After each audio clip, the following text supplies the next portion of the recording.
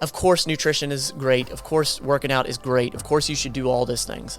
But if I said do one thing, I would tell you to it's time for another, the Ask ML Fit Show. Hey, I'm Matt from Matt Lane Fitness. If you're new here, it means so much that you just slide by and give me just a smidge of your time. I can't wait to dive into the questions, and I hope you'll drop your questions down below. That's what this show is. If you see it on the side, that's exactly what it is. Let's get into the cues. Here you go. Jake Cleveland coming at you. He said, I was recently doing some workouts and unfortunately injured my neck. Well, that is quite relatable because I broke my neck 7 years ago.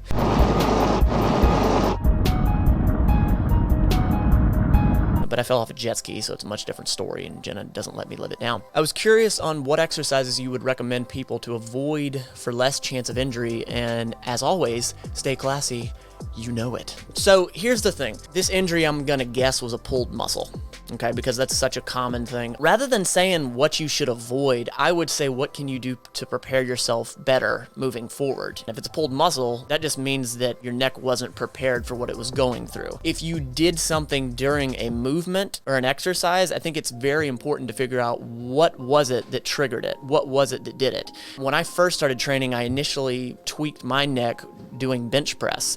I was ego lifting, and I remember being on the bench and pushing my head back and twisting. And when I did that, ooh, I felt it. Rather than saying what you should or shouldn't do, I would say become more efficient in what you are doing.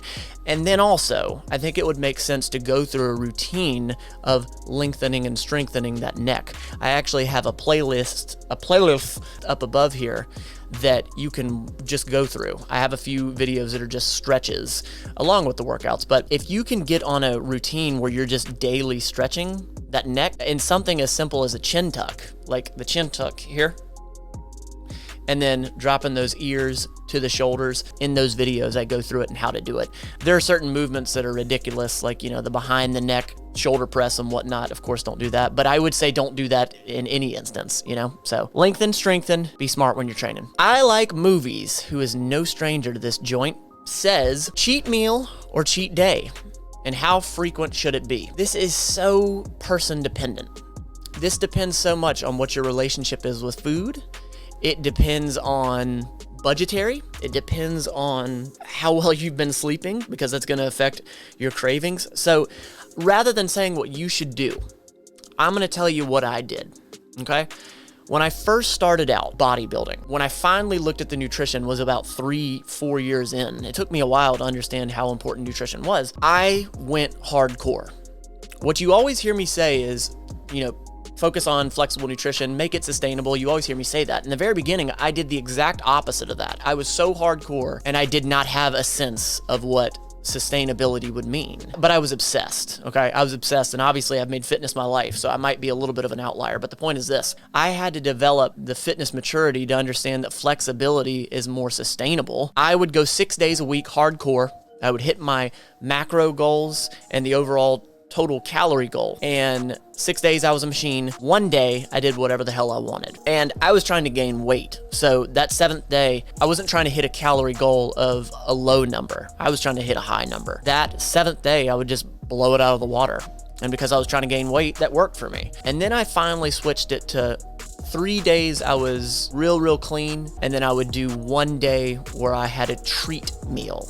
That's when I started understanding cheat and treat. I like to call it a treat meal. Cheating makes it seem like you're doing something bad. And if this is a part of flexible nutrition, I don't think that it's a bad thing. Now, I eat flexibly. I could go out right now and have 3 cookies. And because I practice flexible nutrition, I know that I can fit those calories in. I can hit those macros. And I have met some people that flexible nutrition is not a very good idea for anybody that has any sort of eating disorders. Who am I to say, try flexible nutrition? It's very person dependent, but I would tell you, is it sustainable? Is it sustainable? Is it sustainable? I think for you out there, if you're trying to drop fat, I think it is important that you do implement some treat days to show yourself, hey, you did well, here's your reward, good job, keep moving and just to stay focused. So I hope that answers the question. Oh, Obi-Wan Ben. So he said, Matt, you're hilarious and thanks for all the tips on food prep. Any recommendation for an old guy trying to lose weight and get healthy again? Keep it going, Matt. I appreciate you, good sir. But I dug deeper into him and I said, hey, what do you mean by that? Like, are you talking mental fitness? Are you talking, like, what do you mean when you say get healthy? And he said, I really need to stick with good eating habits. I never thought about mental fitness, but probably. I'm 48 years old, 5'8", and 255 pounds. I work full time. I'm a father of 5 boys and a husband.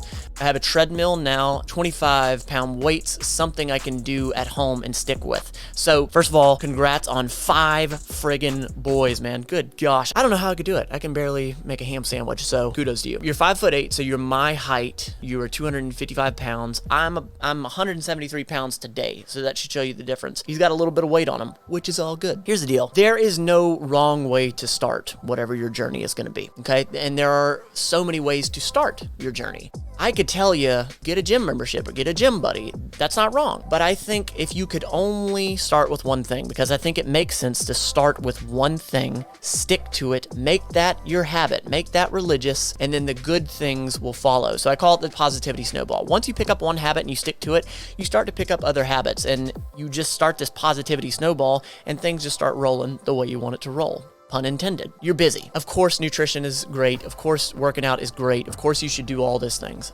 But if I said do one thing, I would tell you to get 7 to 8 hours of sleep. At least 6 hours.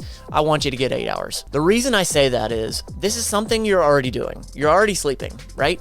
If you make this small tweak, if you just make this small tweak to getting more sleep, better sleep, it can massively change things. And I'll share a study here with you from the International Journal of Endocrinology. From a 3,000 patient test group, it was found that sleeping 5 or few hours per night was associated with 3.7 greater odds of obesity in men and 2.3-fold increase among women compared to people that were sleeping 7 to 8 hours. So if you get more sleep, you will drop fat. Now, why is that? This study goes on to talk about basically you overeat. When your sleep is garbage, you wake up the next day and you overeat. That's what I understand the study to say. That's not the only study to say that sleep deprivation causes obesity.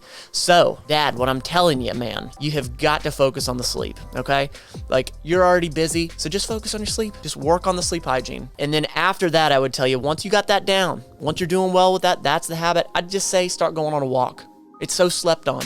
Going on a walk is so slept on. If you're feeling squirrely though, and you're looking for fitness plans based on behavior change and science, guess what? I got it for you. I also have, again, I meal prep every other Sunday live if you want to slide by and take a look at that. I have an everyday nutrition guide over at mattlanefitness.com. I've got all sorts of stuff and resources if you're feeling squirrely. To the Mental Fit Mafia, to the patrons, you down here, I see you, and I appreciate you greatly. You don't have to be perfect at this fitness thing. Just be better than yesterday. Every day.